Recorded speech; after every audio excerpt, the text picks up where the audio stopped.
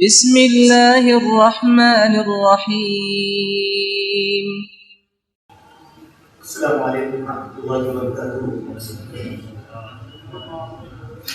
إن الحمد لله والصلاة والسلام على رسول الله وبعد. معزز حاضرین، یہ بخاری شریف کا درس ہے اور الحمدللہ تسلسل کے ساتھ آپ کے سامنے ہر جمعرات کو ماتمات عشاء پیش کیا جا رہا ہے. اللہ تعالیٰ اس درس سے ہم سب کو فائدہ اٹھانے کی توفیق عطا فرمائیں اور اس درس کے ذریعے سے ہمارے عقائد اور اعمال کی اللہ تعالیٰ اصلاح فرمائے. گزشتہ درس میں جو بات آئی تھی وہ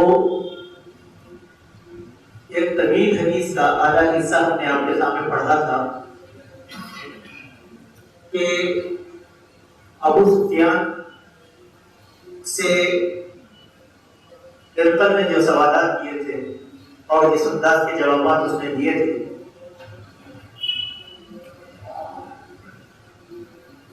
اس کی تفصیل آپ کے سامنے پیش کی گئی، جس نے ابو سفیان کی زبانی نبی کریم صلی اللہ علیہ وسلم کی رسالت کی تحقیق کی اور اس پر صداقت پیش کیا، اور اس نے بہت بڑی بات یہ کہہ دی تھی کہ اگر یہ شخص اپنے دعوے میں سچا ہے تو جس زمین کا میں مالک ہوں وہ زمین اس کے قبضے میں جائے گی. اور دوسری بنیادی بات اس نے کہا تھا کہ اگر میں اس کے عہد کو پالوں گا تو میں محمد صلی اللہ علیہ وسلم کے قدموں کو دھونے کا شرف حاصل کروں گا. یہ صداقت کے لیے بہت بڑی بات. اس کے بعد جو معاملہ ہوا تھا وہ یہ حدیث کا آدھا حصہ آج ہم آپ کے سامنے رکھیں گے، جس میں یہ کہا ثم دعا بکتاب رسول اللہ الذی بعث به تحیۃ الی ابن بصرى فدفعه الی هرقل فقرأه فإذا به. اس کے بعد ہرقل نے نبی کریم صلی اللہ علیہ وسلم کا وہ خط منگایا جو نبی کریم صلی اللہ علیہ وسلم نے حضرت داحیہ کلبی جو ایک صحابی تھے ان کے ذریعے سے اللہ کے نبی نے بصرہ کے حاکم کو بھیجا تھا، اور اس نے وہ خط ہرقل کو روانہ کر دیا تھا. ہرقل نے وہ خط منگایا اور اس خط کو حاضرین مجلس کے سامنے پڑھ کر سنایا. آپ یہ جانتے ہیں کہ دعوت کی ایک شکل جہاں موعظ ہے، بیان ہے، تقریر ہے، وہیں پر دعوت اور تبلیغ کی ایک شکل ہے کہ غیر مسلموں سے خطوں کی دعوت کرنا. یہ بھی دعوت کی ایک شکل ہے جس کو آج ہم چھوڑ دیے. اس کے معنی کیا ہے کہ آپ کے اگر کوئی ساتھی ہیں، چاہے وہ بڑے سیاستدان ہوں، چاہے صاحب علم ہوں، آپ کے ساتھ پڑھنے والے ہوں، جیسے ہم واٹس ایپ میڈیا میں آج ان کے ساتھ چیٹنگ کرتے ہیں.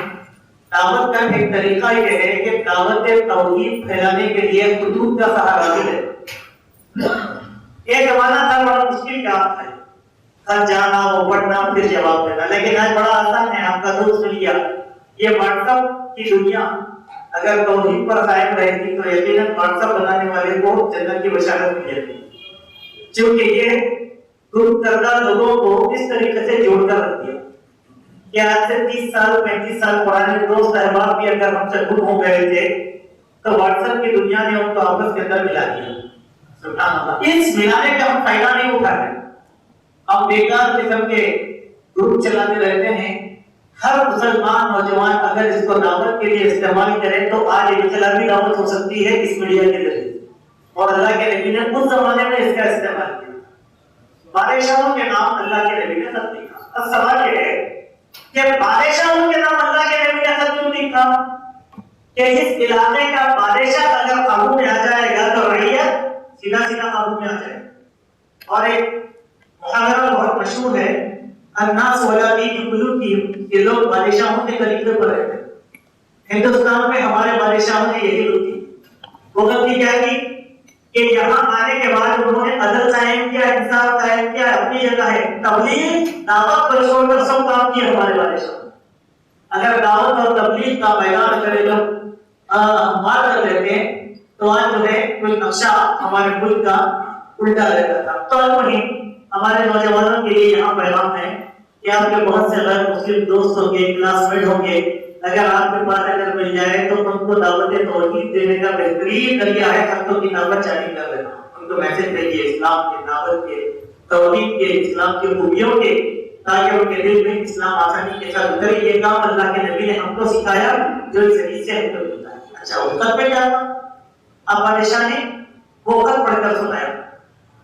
بسم اللہ الرحمن الرحیم من محمد بن عبد اللہ ورسولہ الی ہرقل عظیم الروم. اللہ کے نبی کا طریقہ کار یہ تھا کہ اپنے خطوط کا آغاز، اپنے مضمون کا آغاز اللہ کے نام سے اللہ کے نبی کیا کرتے تھے. اور اس نام کے لیے ہمیں کیا کرنا چاہیے؟ بسم اللہ الرحمن الرحیم. سبحان اللہ. ہر کام بسم اللہ سے. مومن کا ہر کام بسم اللہ سے. جب کام بسم اللہ سے ہوگا اس کام میں اللہ کی برکت اور اللہ کی خیر رہے گی. اور بسم اللہ الرحمن الرحیم اگرچہ کہ یہ ایک چھوٹی سی عبارت ہے لیکن دعوت توحید مکمل یہ عبارت کے اندر اللہ تعالیٰ نے بیان کیا. وہ لوگ جو اللہ تعالیٰ کے رحمان اور رحیم اس کے صفات کا انکار کرتے ہیں اس کی رحیمیت کو اور اس کی رحمانیت کو ایک لفظ کے اندر محسوس کر سکتے ہیں. اسی لیے اللہ کے نبی کا ہر کام بسم اللہ کے ذریعے سے ہوا کرتا تھا. اسی لیے ہمارا بھی کام ہو تو بسم اللہ کے ذریعے سے ہونا چاہیے. آج کل ہمارے پاس منطق علم کلام زیادہ آ گیا تو اسی لیے لوگ جو ہے نئے نئے فتوے دینا شروع کر دیے کہ شادی کے روکوں پر بسم اللہ پر سیکھیے اس سے توہین ہوتی ہے. یہ سب ہمارے ذہن کے اختیارات ہیں. یہ سب ہمارے ذہن کے اختیارات ہیں. ہمارا ہر کام بسم اللہ سے ہونا چاہیے. اس کے بعد اللہ کے نبی نے لکھا کہ یہ خط محمد ابن عبداللہ کی طرف سے لکھا جا رہا ہے جو اللہ کے رسول ہیں. دیکھیے دو باتیں یہاں پر بھی کچھ چیزیں سمجھا ہوتا عقیدے کی بات یہاں پر بھی رہے گی. یہ اگر محمد ابن عبداللہ کی طرف سے لکھا جا رہا ہے اور محمد ابن عبداللہ جو اللہ کے رسول ہیں الی ہرقل عظیم الروم، روم کے عظیم الشان بادشاہ ہرقل کے نام پر. یہ خط لکھنے کا کیا پیاری بات ہے. خط لکھنے کا اسلوب کئی لوگوں کو نہیں آتا. خط کیسے لکھنا چاہیے اللہ کے نبی نے یہ خط لکھنے کا اسلوب بھی بیان کر دیا اور عقیدے کی ایک بات بھی بیان کر دیا. وہ کیا ہے؟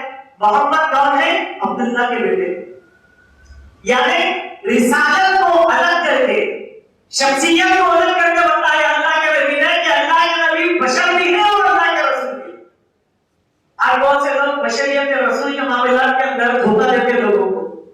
کیا لوگ رہتے کئی ایسے لوگ سابقہ پڑھتا آپ کو پکڑتے وہ لوگ وفات اور رسول کے قائل نہیں لیکن نبی کی وفات نہیں اسی لیے وہ مبارک 2 سے 3 سے 4 ہوتے رہتے کیوں حیات نبی کے قائل ہوئے.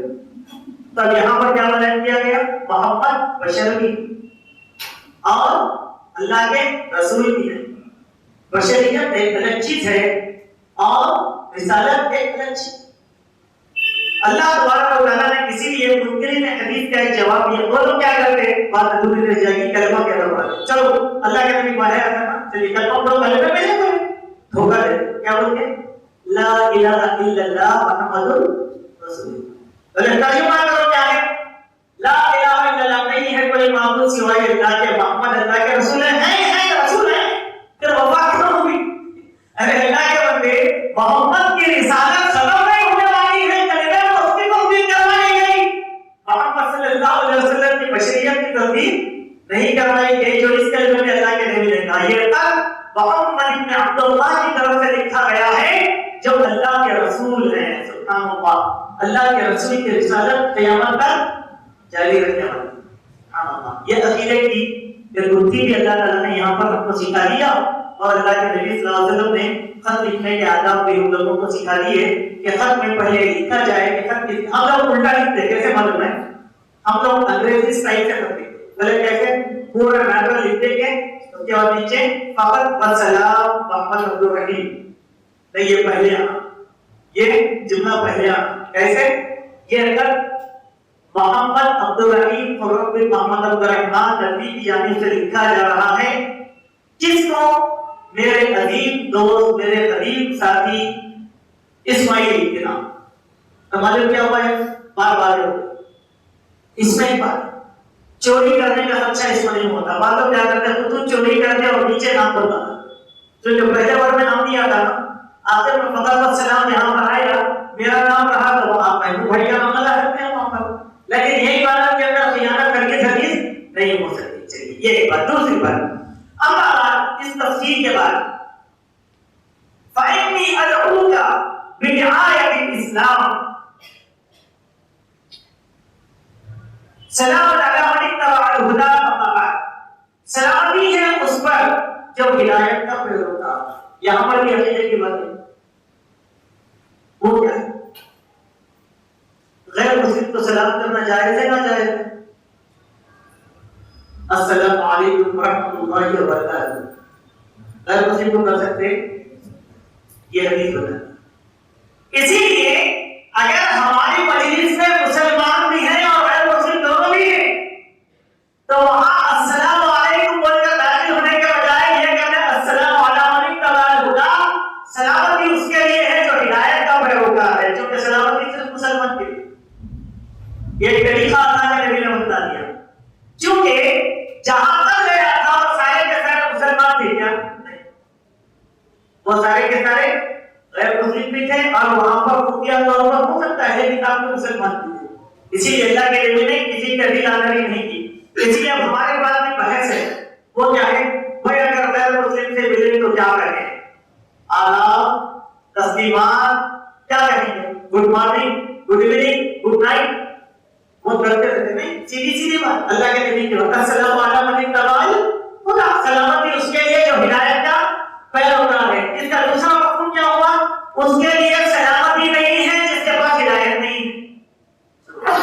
اب ہدایت جس کے پاس ہے جو اللہ کو ایک مانتا ہے اور رسول اللہ صلی اللہ علیہ وسلم کی رسالت کو قبول فرماتا ہے.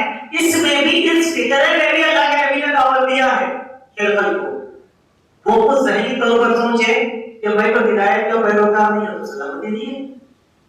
اگر میں ہدایت کا پیروکار ہو گیا تو میرے اوپر سلامتی ہے. سبحان اللہ. اس کے بعد کہا اس تفسیر کے بعد فإني أدعوك بدعاية الإسلام أسلم تسلم يؤتيك الله أجرك مرتين.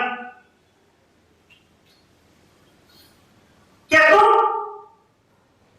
تو میں کلمہ لا الہ الا اللہ کی دعوت دیتا ہوں. میں تم کو اسلام کی دعوت دیتا ہوں. اسلام کی دعوت کیا ہے؟ آپ غیر مسلم کو بولے آؤ میں تم کو اسلام کی دعوت دیتا ہوں تو دوسرا سوال کرے گا کہ اسلام کیا ہے؟ تو اسلام کیا ہے؟ کلمہ لا الہ الا اللہ محمد رسول اللہ. یہ کیا ہے؟ یہ کہ اللہ کے نبی چھوٹا سا جملہ بولی آؤ میں تم کو اسلام کی دعوت دیتا ہوں. کلمہ لا الہ الا اللہ محمد رسول اللہ. اسلم تسلم یؤتیک اللہ اجرک مرتین. تم اسلام لے کر آ جاؤ, اسلام قبول کر لو تو تم سلامتی میں رہو گے اور اللہ تعالیٰ تم کو دو دو درجے اجر عطا فرمائے گا. فَإِن تَوَلَّيْتَ فَإِنَّ عَلَيْكَ إِثْمَ الْأَرِزِينَ.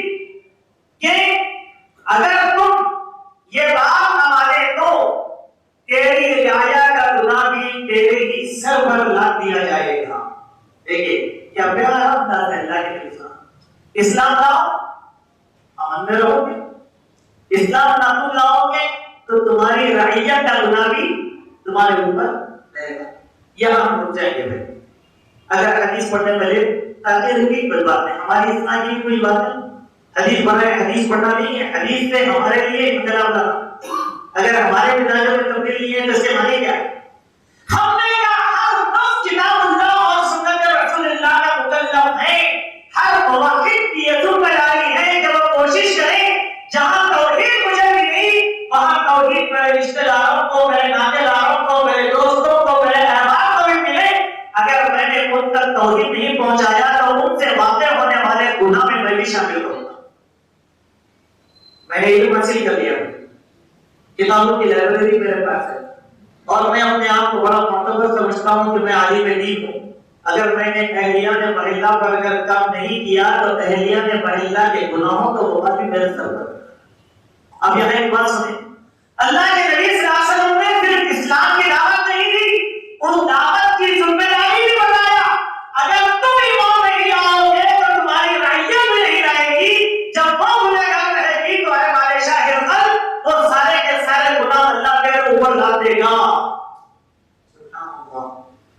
اب اس حیثیت سے یہ بات میری فرقت سے نہیں ہے, یہ بات ہم سب لوگوں سے, یہ بات دعوت کا اسلوب, دعوت کا طریقہ, دعوت کا منہج, دعوت کی ذمہ داری, مسلمان کی ذمہ داری, چاہے مرد ہو چاہے عورت ہو, وہ ساری چیزیں اس ایک مختصر سی عبادت میں نبی کریم صلی اللہ علیہ وسلم نے بیان کر دیا. اب اس کے لیے کیا کہا, اور اللہ نے قرآن میں بیان فرمایا. قرآن کی ایک آیت بھی لکھی اللہ کے نبی صلی اللہ علیہ وسلم, کیا کہا, یا اہل الکتاب تعالوا الی کلمۃ سواء بیننا وبینکم الا نعبد الا اللہ. اے اہل کتاب چلے آؤ تم اللہ تعالیٰ کے اس کلمے کی طرف جو تمہارے اور ہمارے درمیان برابر ہے, اور وہ عہد کیا ہے کہ ہم سب مل کر یہ عہد کریں کہ ہم اللہ تبارک و تعالیٰ کے علاوہ کسی کی عبادت نہیں کریں گے. ولا نشرک به شیئا, اس کے ساتھ کسی کو شریک نہیں کریں گے. ولا يتخذ بعضنا بعضا اربابا من دون اللہ, اللہ کو چھوڑ کر اللہ کے شریک اور اس کے ساجدار, اس کے معاون و مددگار کسی کو نہیں بنائیں گے. فَإِن تَوَلَّوْا فَقُولُوا اشْهَدُوا بِأَنَّا مُسْلِمُونَ, اور سن لو کہ اگر وہ اعراض کریں گے تو تم یہ کہہ دو کہ ہم تو مسلمان ہیں. سبحان اللہ. دیکھیے ایک آیت میں اللہ کے نبی نے اپنی پوری بات کو ایک رسول کے سامنے رکھ دی. اس سے ہمیں کیا ہے, ایک بات یہ معلوم ہوتی ہے, دعوت کا ایک پہلو یہ ہے, دعوت کا ایک پہلو یہ ہے کہ بندے کو اللہ کا کلام یاد رہنا چاہیے. داعی کو وہ داعی نہیں ہوتا جس کو کلام الہی آتا ہے. میرا مطالعہ بڑا وسیع ہے لیکن قرآن کی عبادتوں کو میں یاد نہیں رکھ سکتا تو میں داعی نہیں بن سکتا. میں کس چیز کی دعوت دے رہا ہوں, کتاب اللہ, کتابی آتی ہوں. یہ ہمارے نوجوانوں کے لیے بھی نصیحت ہے. جو کیا کرتے ہیں, آج کل ایک اسٹائل بن گیا کہ قرآن کی آیت لوگوں سے یاد نہیں ہوتی لیکن گیتا کے کچھ لوگ رٹا مار کر یاد کرتے ہیں, رامائن اور مہابھارت کے اسلوب کو یاد کر لیتے. یہی نہیں بلکہ یہود اور نصارا کے مراجع کو زبانی یاد کر لیتے تھے لیکن قرآن کی بات یاد ہوتی کیا ہو جائے گا. قرآن مجید کی سورہ نمبر 2 آیت نمبر 200 کیا ہے, سورہ نمبر 2 پڑھ کر سناؤ تو ترجمہ اصل قرآن نہیں ہے. اگر قرآن کا قرآن کی آیت کے ذریعے سے ہوتا ہے, اگر کوئی یہ یاد کرنے کا وقت نہیں لیتا وہ نہیں ہو سکتا, نہیں وہ خود گمراہ ہوگا اور دوسروں کو بھی گمراہ کر دے گا. مثال کے طور پر دیکھیں, یہ بھائی ایک ترجمہ پڑھ کے یاد کر لیے, یہ بھائی ایک ترجمہ پڑھ کے یاد کر لیے, یہ بھائی ایک ترجمہ پڑھ کے یاد کر لیے. تینوں کے ترجموں کو اگر ٹیلی کیا گیا تو ضمائر کے حروف آئیں گے. کوئی قرآن کی آیت پڑھ دیں گے تو کوئی فرق آئے گا نہیں. اسی لیے ہمارے جدید زمانے کے نوجوانوں کے لیے ضروری ہے کہ وہ قرآن کی آیتوں کو یاد کریں. اگر وہ قرآن کی آیت نہیں یاد کر سکتے تو ادائی بھی نہیں بن سکتے. یہ بات اللہ کے نبی کہ اس سب کے اندر ہم لوگوں کو پیغام کے طور پر لے کے چلے گی. اس کے بعد کہا, یہاں تک بادشاہ نے پڑھ کر سنا. قال ابو سفیان کہتے ہیں فلما قال ما قال وفرغ من قراءة الكتاب, بادشاہ کو اپنے حوالی کے سامنے جو کہنا تھا اس نے کہہ دیا, اور جب وہ اپنے سے کہنے سے فارغ ہو گیا اور تک کو مکمل پڑھ دیا, كالزرع تصفق وارتفعت الأسباب وأخرجنا فقلت لأصحابي حين أخرجنا. ہوا کیا کہ جب بادشاہ کا پڑھ کر فارغ ہو گیا تو وہاں آوازیں بلند ہو گئی, شور مچا, وأخرجنا, اور ہم کو بادشاہ کے دربار سے باہر نکال دیا گیا. اس کے بعد کیا ہوا, جب ہم باہر آ گئے, میں باہر آنے کے بعد اپنے ساتھیوں سے کہنے لگا. دیکھیے ابو سفیان اب اس حادثے سے پہلے مسلمان نہیں ہوئے, وہ حالت کفر میں تھے, تو ان کے اوپر کچھ اثرات ہوئے, ابو سفیان محل سے باہر نکل کر وہ اسرار بیان کرتے ہیں. وہ اسرار کیا ہے کہ لقد امر عمرو بن ابی کبشہ انه يقاطه ملك بني الاصفر فلما زلت مؤمنا انه سيدخل حتى انزل الله لي الاسلام. ابو سفیان کہنے لگے کہ میں باہر آ کر اپنے ساتھیوں سے کہا ابو کبشہ کے بیٹے کا, اللہ کے نبی کو ابو کبشہ کہا, ابو کبشہ کے بیٹے کا دبدبا غلغلہ اتنا زیادہ مچ گیا کہ رومیوں کے بادشاہ کو ابو کبشہ کے بیٹے سے خوف ہونے لگا. کیا بڑی بات ہے. ابو سفیان کے تاثرات, کیونکہ ہرقل کا بادشاہ, روم کا بادشاہ وہ زمانے میں سپر پاور تھا اور اللہ نے نبی کریم صلی اللہ علیہ وسلم کی رسالت سے وہ عالم ہو گیا تھا. ابو سفیان نے وہ جو آواز بلند کی نا, حالانکہ کوئی بڑی بات لکھا تھا اللہ کے لیے کچھ نہیں, صرف دعوت کی چند باتیں بولا تو دربار میں بھوکم مچ گیا. جیسے ہمارے پاس بن جاتا تھا, بہت آسانی کے ساتھ بن جاتا. اگر کوئی بول دیے تو ارے دیکھ رہے انہوں وہاں بھی ہو گئے پوری جگہ. اگر کوئی بندہ حق کی بات کہہ جائے, عبید اللہ خان آزمی صاحب نے حق کی بات کہی میڈیا کے اندر ایک تقریر میں, تو پورے ہندوستان میں غلغلہ بن گیا. بولے کیا ہو گیا, ارے وہابی کب سے ہو گئے, ارے تمہارا آدمی ہے بھائی, وہابی نہیں ہوا, حق کی بات بولو, صداقت کی بات بولا. تو شور مچ گیا. جب بھی انسان حق کی بات سنتا ہے تو شور مچ جاتا ہے. باطل کے نغمے میں جب حق کا, اسی اللہ کے نبی کے بارے میں شاعر نے کیا کہا تھا, وہ بجلی کا کڑکا کا یا صوت ہادی اور ان کی زمین جس نے ساری ہلا دی. مانے کیا اللہ کے نبی پڑھے گا پوری زمین پر زلزلہ لے کر آئے تھے؟ نہیں, نبی کی دعوت سے زلزلہ ہی اچھا ہو گیا. ہر نامے گرامی انسان کو اپنی سیاست خطرے میں نظر آتا. اللہ کہنے اب تو ہمارا خاتمہ ہونے والا ہے. ابو سفیان کہنے لگے ابو کبشہ کے بیٹے کی یہ مجال کہ اس کے غلغلے سے روم کی سپر پاور طاقت جو ہے ہل گئی ہے. اب کہنے لگے اس روم کے بعد مجھے برابر یہ یقین کہا کہ اس رسول کا دین غالب آ کر رہے گا, یہاں تک کہ اللہ تعالیٰ نے مجھے دین اسلام کی, اللہ تعالیٰ نے مجھے دین اسلام کی توفیق عطا فرمایا اور ایمان میرے دل میں داخل ہو گیا. اب آپ دیکھو اسلام کی جتنی بھی جنگیں ہوئی وہ ساری جنگوں میں کافروں کے عظیم سالار اعظم کون تھے؟ ابو سفیان.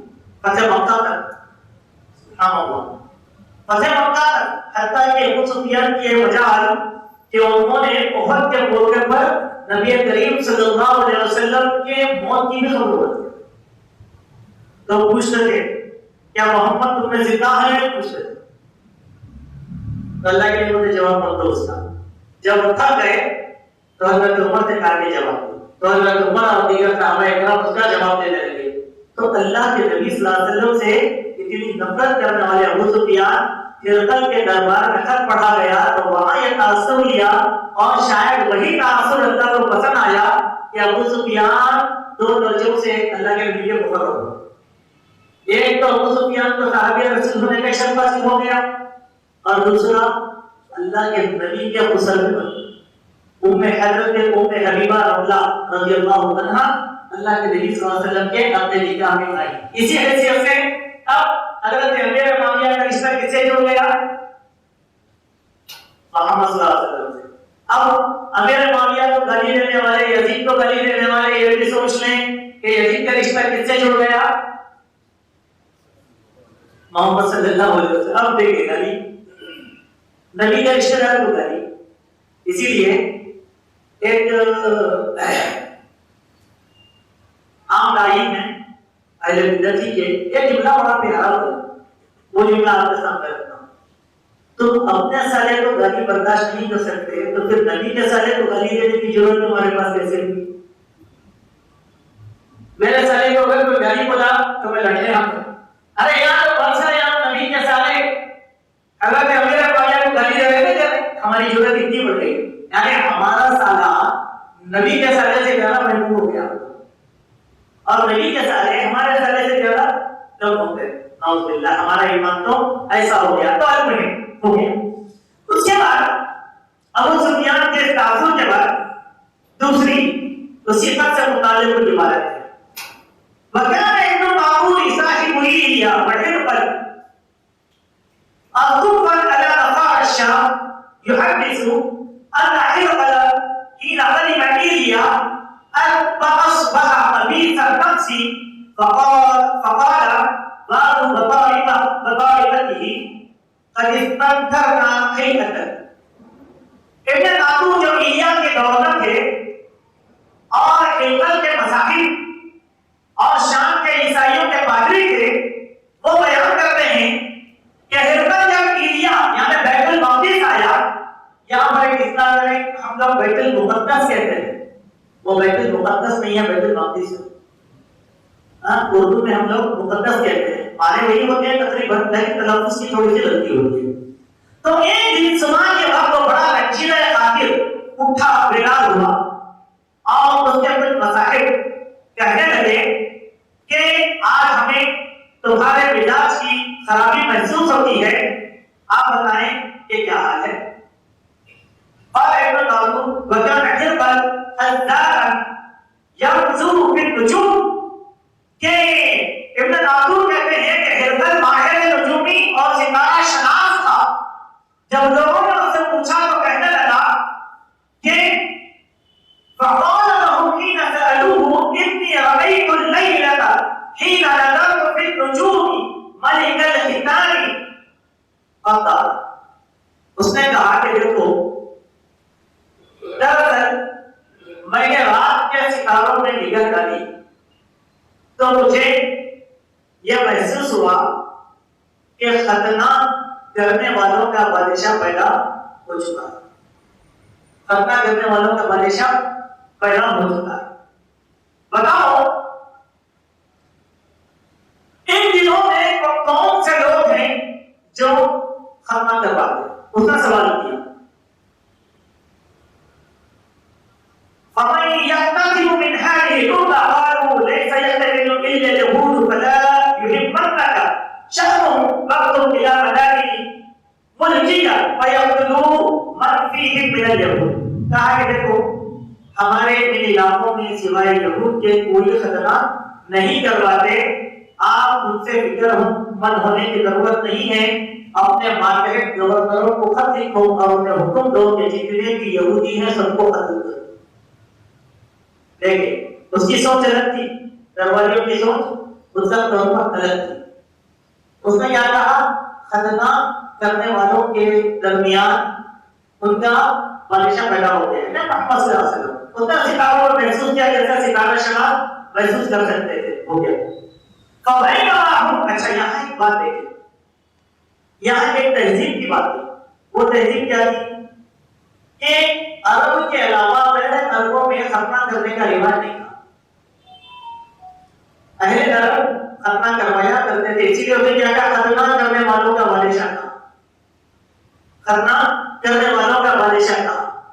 تو یہ چیز عرب سے آئی ہوئی ہے، لیکن عجم کے علاقوں کے اندر اس کا رواج نہیں تھا. اس کے بعد کہا فَبَيْنَمَا هُمْ عَلَىٰ أَمْرِهِمْ أُتِيَ حِرْقَلٌ بِرَجُلٍ أَرْسَلَ بِهِ مَلِكُ غَسَّانَ يُخْبِرُ عَنْ قَبْرِ رَسُولِ اللَّهِ فَلَمَّا اسْتَقْبَلَهُ حِرْقَلٌ قَالَ اذهبوا فانظروا أمُقْتَدِرٌ هُوَ أَمْ لَا.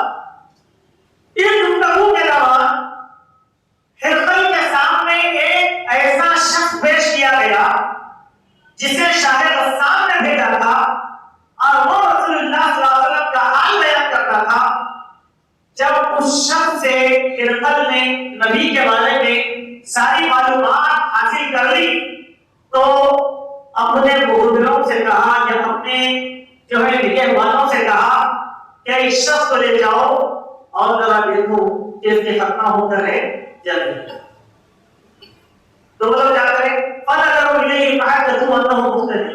گئے دیکھا کہا کہ نہیں یہ تو مقتول ہے، یعنی اس کی ختنہ ہو کر یہ ختنہ کیا ہوا. کہاں ہم دیکھیں یہ وَسَأَلَهُ عَنِ الْعَرَبِ.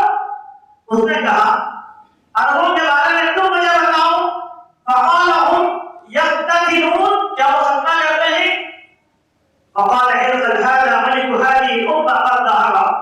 جب اس نے کہا کہ ہاں تو کہنے لگا کہ ہاں ایک بات یاد رکھو کہ یقیناً وہ شخص پیدا ہو چکا ہے جو ختنہ کرنے والوں کا بادشاہ ہے، عربوں کا بادشاہ. انہیں اللہ کے نبی کو تشریح سے لی عربوں سے، بادشاہ سے کہا کہ ختنہ کرنے والوں کا بادشاہ اب پیدا ہو چکا ہے، کیونکہ اس کا سابق وقت میں آیا تھا.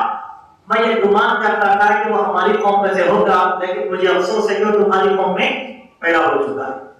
ٹھیک ہے. اس کے بعد تو بات کر رہے ہیں جلیلہ صاحب لہو بربیہ وکانہ نظیرہ فی العلم. جو اس کے بعد خرقہ نے ایک خط لکھا اپنے ہم بندہ ایک دوست کو جو روم میں رہا کرتا تھا، اور خود کو روانہ ہو گیا. فصار حیث الہم فلم یامکم حتی تقوم کتاب من صاحبه یوافق رأی حرقل علی خروج نبی صلی اللہ علیہ وسلم انہو نبی. ابھی وہ ہم کو پہنچا بھی نہیں تھا کہ راستہ میں اس کو جوانی کا دوستہ مل گیا اور اس نے کہا کہ یقیناً نبی پیدا ہو چکے. اس نے اس میں شبہ ظاہر کیا کہ کیا یہ پیدا ہوا کیا، تو اس نے کہا کہ ہاں وہ نبی پیدا ہو چکے ہیں. فَأَذِنَ حِرْقَلُ لِعُلَمَاءِ الرُّومِ فِي تَذْكِرَةٍ لَهُ بِحُكْمٍ ثُمَّ أَمَرَ بِأَبْوَابِهَا فَغَلَّقَتْ ثُمَّ اطَّلَعَ فَقَالَ. ہوا کیا کہ جب اس کا خط موصول ہو گیا تو اس نے ایک محل میں ہرقل خمس کو پہنچا اور اس نے ایک محل کا انتخاب کیا اور اعلان کر دیا جتنے بھی علماء ہیں، سردار ہیں، رؤساء ہیں، عزت دار ہیں، سب کو اس محل میں جمع کرو. سارے عزت داروں کو ایک محل میں جمع کر دیا گیا اور دروازوں کو حکم دیا کہ اس محل کے دروازوں کو بند کرو. سارے محل کے دروازے بند کر دیے گئے. اس نے سارے محل کے دروازوں کو بند کیا اور ان لوگوں کو اس بات کی خبر دیا یا معاشرو هل لكم في الفلاح والرشد أي يثبت ملككم فتابعوا لهذا النبي. اے روم والو، میں اگر تم فلاح اور ہدایت چاہتے ہو اور یہ چاہتے ہو کہ تمہاری سلطنت باقی رہے، یہ نبی پیدا ہو چکا ہے، لہذا اس نبی کی بیعت کرو، یعنی تم سارے کے سارے مسلمان ہو جاؤ. فَعَالُوا حَيْثَ عُمْرِ الْمَحْشِ إِلَى الْأَرْضِ.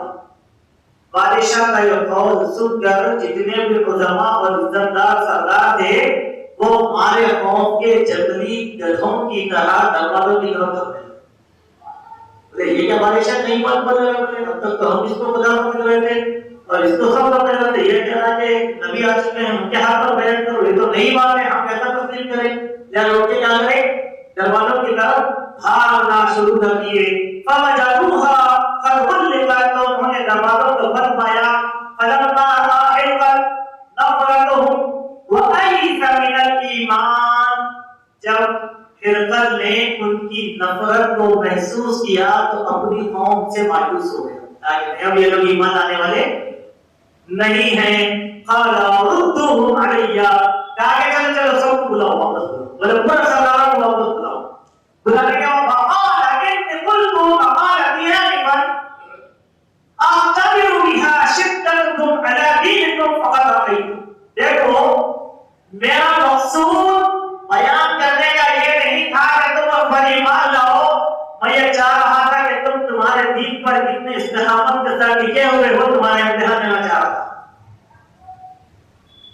ورنہ کیا ہوگا سلطنت میں بغاوت دو باتیں یاد رکھیے.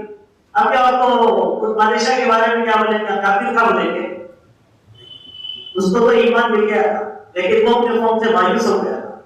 کہا ہے سلطنت میں بغاوت نہ ہو جائے تو کہیں گے میں تمہارے آزمانے کے لیے یہ امتحان لیا کہ تم میں سے کتنے مومن ہیں، کتنے اپنے دین پر قائم رہنے والے ہیں، وہ دیکھنا چاہ رہا تھا. فقط رأيت تو میں نے دیکھ لیا. فسجدوا له ورضوا عنه فكان ذلك لشأن هرقل. تو اس کے بعد یہ ہو گیا تمام حاضرین نے اسے سجدہ کیا اور اسے راضی ہو گئے.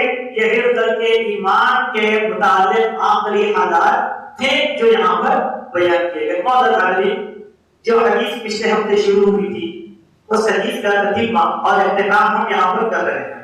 یہ حدیث مکمل ہوئی اور اس حدیث کے ساتھ وحی کی جو کتاب ہم نے شروع کیا تھا الحمدللہ وہ کتاب یہاں پر مکمل ہو گئی۔ اب اس کتاب کے بعد دوسری جو کتاب شروع ہوتی ہے وہ ہے کتاب الایمان، اور میں یہ چاہتا ہوں کہ ہم نے اس وقت میں کتاب الایمان کا ابتدائی حصہ وہ آپ کے سامنے رکھ دوں تاکہ جب آئندہ جو حدیث ایمان کے متعلق آئے گی اس کو سمجھنے میں بڑی آسان ہوگی۔ یہ بخاری شریف کی دوسری کتاب ہے کتاب الایمان۔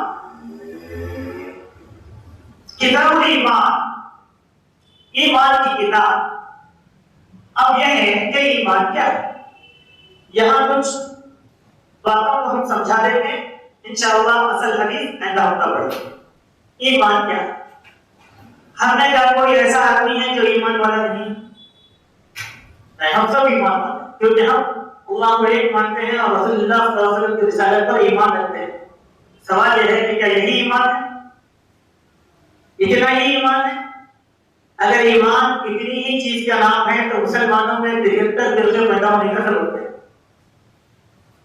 امام بخاری رحمۃ اللہ علیہ اپنے باپ کے ذریعے سے اس کی تمہید کے ذریعے سے اسی چیز کا رد کرتے ہیں اور یہی چیز سمجھانے کی کوشش کرتے ہیں کہ کسی ایمان کا دعویٰ کر کے کتنے لوگ نظریاتی طور پر گمراہ ہو گئے، اور ایمان جو ہم جو بار بار کہتے ہیں منہج کی بات لوگ بنا ہیں یہ کیا ہے دیکھیے منہج سمجھو، منہج کیا ہے، ایمان کس کو کہتے ہیں؟ امام بخاری بیان فرماتے ہیں وَهُوَ قَوْلٌ وَفِعْلٌ وَيَزِيدُ وَيَنقُصُ۔ یہی تین باتوں پر انشاءاللہ ہماری گفتگو چلے گی، یہی تین باتوں پر ہماری گفتگو ختم ہوگی۔ کیا بولے؟ بڑی گہرائی کے ساتھ ہمارے نوجوان اس بات کو سنیں، کیونکہ آج گمراہی کھلے دروازے اپنے دروازوں کو کھول کر رکھی ہے۔ لوگ صرف یہ سمجھتے ہیں کہ بس اللہ پر ایمان رکھ لو بس کافی ہے، نہیں۔ امام بخاری سمجھاتے ہیں کہ ایمان کیا ہے؟ ایمان وَهُوَ قَوْلٌ وَفِعْلٌ، وہ کہنا اقرار کرنا بھی ہے اور عمل کرنا بھی ہے۔ یہ دو غلط ہو گئے چیزیں۔ ایمان کیا ہے؟ کہنا کہ میں مسلمان ہوں، کرنا کیا ہے؟ افعال ہے۔ تیسری چیز یزید وینقص، وہ بڑھتا بھی ہے وہ گھٹتا بھی ہے۔ امام بخاری نے جو تصریح پیش کیا وہ تصریح ہم کو اس بات کی دلالت کرتی ہے کچھ دروازوں کو ماننے والے ملت کا نام لے کر ایسے ہیں جو ایمان کو تو مانتے ہیں لیکن اس کے عمل کو نہیں مانتے، عمل کو بھی مانتے ہیں، قول کو بھی مانتے ہیں، لیکن اس کے بڑھنے اور چڑھنے کو یا گھٹنے کو نہیں مانتے۔ اس لیے کہا ایمان کیا؟ ایمان کہنا اقرار کرنا زبان سے لا الہ الا اللہ محمد رسول اللہ و فعل، اب اس کے تقاضوں کو پورا کرنا۔ چھوٹی سی بات تقاضے کیا؟ یہ جملے کو سمجھ جائیں گے تو حدیث آسانی سے سمجھ میں آئے گی۔ کون سی حدیث؟ ہر حدیث کو یاد ہے، وہ کیا ہے؟ ترکت فیکم امرین لن تضلوا ما تمسکتم بہما کتاب اللہ و سنتی۔ کیا مانے؟ میں تمہیں دو چیزیں چھوڑ کر جا رہا ہوں، جب تک تم ان دونوں چیزوں کو تھامے رہو گے ہرگز گمراہ نہیں ہوں گے۔ نمبر ایک کتاب اللہ و سنتی، میری سنت۔ مطلب کیا؟ کتاب اللہ اور ہے اور سنتی اور ہے۔ لوگ اس کو سمجھنے کی کوشش نہیں کرتے، بولے کیا بولے؟ نہیں ہمارے لیے اللہ کی کتاب کافی ہے۔ اگر تو عمر نے کہا کہ دین کے اور سنتوں کے دشمن ہیں، جہاں ملے ان کی سرکوبی کرو۔ دیکھیے قول کا فہم بھی چاہیے نا، مدرس قول اللہ کا اور اس قول کو سمجھانے والے مدرس کو محمد رسول اللہ صلی اللہ علیہ وسلم۔ یہاں پر کیا دعویٰ کر رہے ہیں؟ نہیں قول کافی ہے بھائی، ہے کہ عمل کون کرے گا؟ عمل کون کرنے والا ہے؟ اسی لیے ایمان کیا ہے؟ ایمان کو سمجھو۔ ایمان کی تصریحات سے متعلق جو باتیں ہیں اس کو میں پھر اختصار آپ کے سامنے رکھتا ہوں کچھ گمراہ فرقوں کے نظریات کے ساتھ۔ وہ کیا ہے کہ ایمان یہ لفظ دراصل نکلا ہے امن سے، جس کے معنی ہے سکون، سلامتی کے اور ایمان کے۔ لوگ اپنی جان اور اپنے مال، عزت اور آبرو کے بارے میں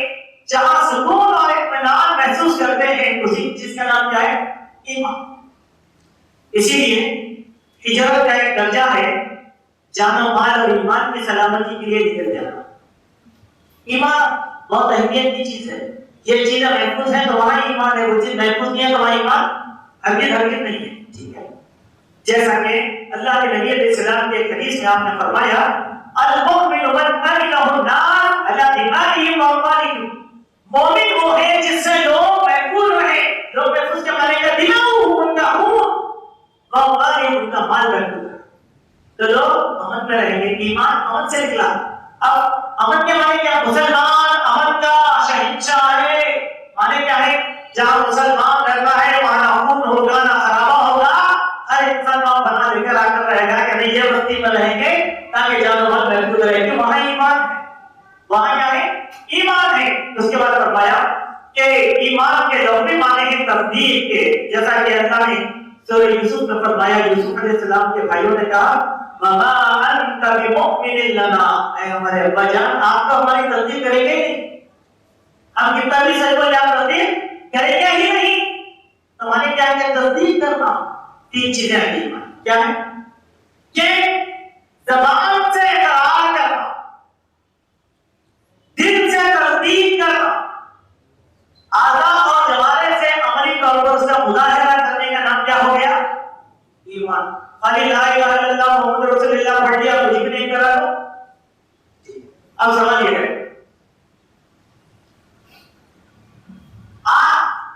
اقرار باللسان مانے جب میں کلمہ پڑھ لیا لا الہ الا اللہ محمد رسول اللہ میں مسلمان ہو گیا.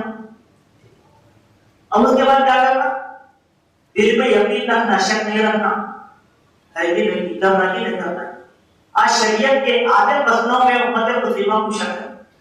اللہ کیسی لینا ہے جب تک شک ہے. تراویح کیسا پڑھنا ہے یہ بھی شک ہے. ارے نماز کیسا پڑھنا ہے اگر ایسا پڑھے ویسا نہیں رہا تو کیا ہوگا؟ شک ہے نہیں. تو یقین کیا ہوا؟ ایمان کیا ہوا؟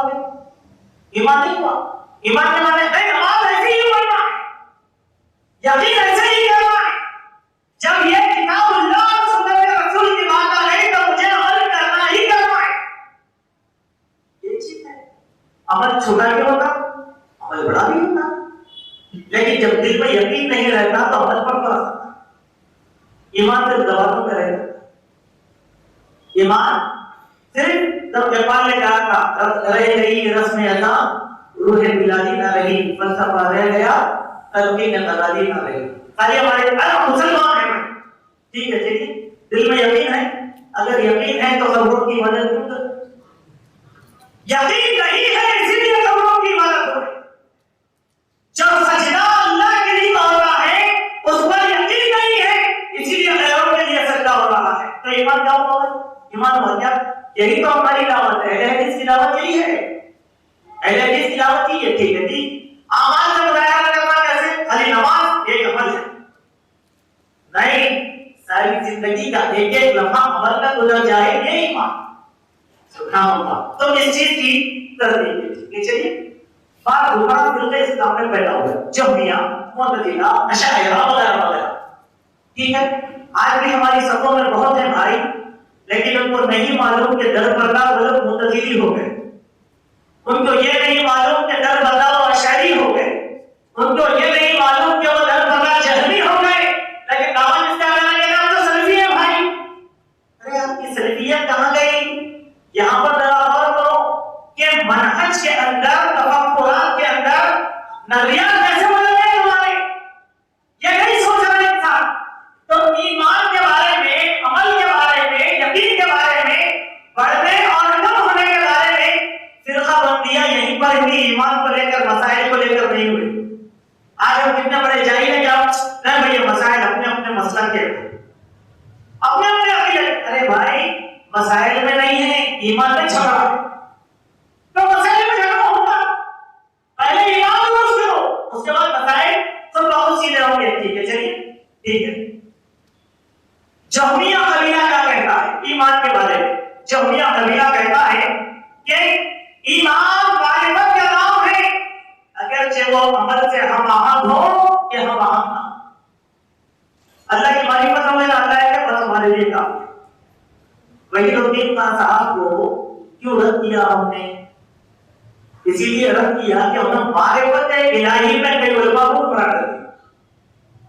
معرفت الہی کیا ہے؟ معرفت الہی کیا کلام الہی پڑھنے سے اللہ کی معرفت نہیں ہوتی؟ کیا اللہ کی معرفت کے لیے کوئی نیا تپسیہ کرنے کی ضرورت ہے؟ نہیں. جو میاں کا وہ گمراہی کسی کی ہم کہتے ہیں کہ لوگ ارے جیسا ہے لوگ گمراہ کچھ ہے تمہارے پاس. آؤ منہج کے حساب سے ایمان کے لحاظ سے گمراہی کیسے ہوتی؟ تم کے بارے کیا کہا جومیہ نے؟ جومیہ نے کہا ایمان ہے یہ کافی ہے، عمل نہ ہو تو کوئی ملائقہ نہیں. ایمان سے موافق عمل، اس لیے مسلمان زانی اور شراب کے اوپر بھی حکم سننا کیسے عمل نہیں بھیا نہیں ایسا بھی مسلمان ہے نہ اللہ کے بندے شراب کے رنگ کمایا کرنا، زنا کے رنگ کمایا کرنا، مسلمان ہے نا. یہ جومیہ کا نظریہ. دوسرا معتزلہ کا اعتراض ہے کہ اعمال ایمان کا جز ہے. ان کے نزدیک جو شخص کبائر کا ارتکاب کرتا ہے وہ مومن نہیں رہتا. دیکھیے غلطی کیا کرے گا؟ عمل میں ایمان ہے، کبائر اختیار کر لیا تو کیا بولے؟ گیا نام سے. اب ایمان ارتکاب وہ مومن نہیں رہتا اگر چاہیے وہ وحدانیت پر عقیدہ رکھتا ہو اور محمد صلی اللہ علیہ وسلم کا رسول بھی مانتا ہو، لیکن وہ کافر بھی نہیں ہوتا نہ پورا مومن رہتا. تو ہم کیا کہتے ہیں؟ کبائر کرنے والا بھی مسلمان رہتا. کبائر کی حد اس کے اوپر جاری کی جائے گی، سزا دی جائے گی اگر اسلامی خلافت ہے. اگر نہیں ہے تو اللہ تعالیٰ اس کو یقیناً سزا دینے والا ہے، لیکن وہ کافر ہوتا کبائر کا ارتکاب کرنے والا کافر. اسی لیے ہم کیا بولتے ہیں؟ مسلمانوں کے 73 فرقے اہل حدیث کا منہج ہے وہ کیا ہے کہ مسلمانوں کے سارے فرقے مسلمان ہی ہیں. مسلمانوں کے کوئی فرقہ کافر نہیں ہے، لیکن جو کافر تھے ان کی نشاندہی کر دی. قادیانی رسالت کا انکار کافر. ہمارے نظر میں شیعہ کیوں؟ صحابہ کی گستاخی کرنے والے، کلام مجید میں تردید کرنے والے. اسی لیے سمجھنے کی کوشش کرو بات کو، یہ بات ہے. لیکن معتزلہ کیا کہتے ہیں کہ نہ مکہ مومن ہے اور نہ یہ ٹھیک ہے. اس کے بعد خوارج. آج خوارج کا فتنہ بہت ہے، اتنا ہے ہماری مسجدوں میں، اہل حدیث کی مسجدوں میں خارجیوں کا فتنہ آ گیا. ہم کیا کر رہے ہیں؟ کسائے بیٹھے ہیں. لیکن پنجوقتہ نماز ہمارے پاس پڑھتے نہیں. پنجوقتہ نماز پڑھنا اہل حدیث ہونے کی دلیل نہیں ہے. اہل حدیث ہونے کی دلیل یہ ہے کہ ایمان کے موافق عمل بھی چاہیے. ایمان کے موافق عمل بھی چاہیے. کیا خوارج میں کہتے ہیں کہ گناہ کبیرہ کا ارتکاب کرنے والا مومن نہیں رہتا بلکہ وہ کافر ہو جاتا ہے. اس لیے یہ عمل ایمان کا جو وہ تو کافر ہی مان وہ یہ غلطیاں نہیں کی. اسی کو کہتے ہیں منہج کی غلطیاں. اسی لیے منہج کو سمجھنا ہمارے لیے بہت ضروری ہے. چلیے ٹھیک ہے. آج ہمارے پاس بہت بڑا دعویٰ ہے کہ اس پوری دنیا میں سب سے زیادہ جس مسلک کے فالوورز ہیں وہ ہیں امام ابو حنیفہ کیا کہتے ہیں؟ دراصل کہ امام ابو حنیفہ کے نزدیک ایمان غیر متزلزل اعتقاد کا نام ہے جس میں کوئی جھکاؤ نہیں ہوتا. لیکن ان کے نزدیک علامت صرف یہ ہے کہ آدمی خدا کی وحدانیت اور رسول کے رسالت کا اقرار کر لے. امام ابو حنیفہ کے نزدیک عمل ایمان کا حصہ نہیں ہوتا. پھر یہ جو اختلاف ہمارا ہے، ہم کیا بولتے ہیں؟ ایمان ہے نا تو عمل بھی ہونا. لیکن ابو حنیفہ کے پاس کیا ہے؟ ایمان عمل کا حصہ نہیں ہوگا. امام مالک فرماتے ہیں کہ نزدیک ایمان نام ہے تصدیق کا، لیکن ان کے نزدیک ایمان میں زیادتی بھی ہوتی ہے اور کمی بھی ہوتی ہے. امام احمد کہتے ہیں کہ ایمان نام ہے قول و عمل کا، وہ گھٹتا بھی ہے اور وہ بڑھتا بھی ہے. سارے فقہا حجازی وشامی سب کا عقیدہ یہی ہے کہ ایمان عمل کا نام ہے، وہ بڑھتا بھی ہے وہ گھٹتا بھی ہے. تو یہ جو اعتقادات ہیں وہ گمراہ فرقوں کے اعتقادات ہیں جو ایمان کو لے کر. تو آج کے درس میں کتاب ایمان سے جو بات ہم آپ کو سمجھانے کی کوشش کر رہے ہیں اس کو ذہن میں محفوظ رکھیے. اس ذہن میں آئندہ درس کے اندر اور خلاصے ہوں گے آپ کے سامنے تو ہم اس کی تفصیل آپ کے سامنے رکھیں گے. پھر ایک مرتبہ ایمان جس چیز کا نام ہے یہ اہل حدیث کا ایمان نام ہے قول کا، اقرار کا اور عمل کا. اور تیسری چیز وہ بڑھتا بھی ہے وہ گھٹتا بھی ہے۔ جو انسان ایمان کو الگ کر دیتا ہے، عمل کو الگ کر دیتا ہے، وہ ایمان کی نفی کرنے والی ہے۔ اور جو آدمی یہ سمجھتا ہے کہ ایمان بڑھتا بھی نہیں اور ایمان گھٹتا بھی نہیں، تو وہ ایمان سے اپنے آپ کو الگ کر رہا ہے۔ یہی فرقہ بندیوں کے سبب مسلمانوں میں 73 فرقے ہو گئے۔ بنیاد ہی جب خراب ہے تو مسائل کس طریقے سے درست رہیں گے؟ اللہ تبارک و تعالیٰ سے دعا ہے اللہ سبحانہ و تعالیٰ جو باتیں کہی گئی ہیں تلخیص کے ساتھ اور وضاحتوں کے ساتھ اس پر حسن عمل کی توفیق عطا فرمائے۔ ہر قسم کی گمراہی سے اللہ تعالیٰ ہم سب کے لیے حفاظت فرمائے۔ اللہ جب تک زندہ رکھے اسلام پر رکھے، جب ہمارا خاتمہ ہو ایمان پر ہو۔ اقول قولی ھذا استغفر اللہ من کل ذنب واتوب الیہ۔ پھر میں دوبارہ آپ تمام حضرات سے گزارش کرتا ہوں کہ جمعرات کے درس کی آپ پابندی کیجیے، خواتین سے گزارش ہے کہ درس کی پابندی کریں۔ دوسرا اہم اعلان یہ ہے کہ انشاءاللہ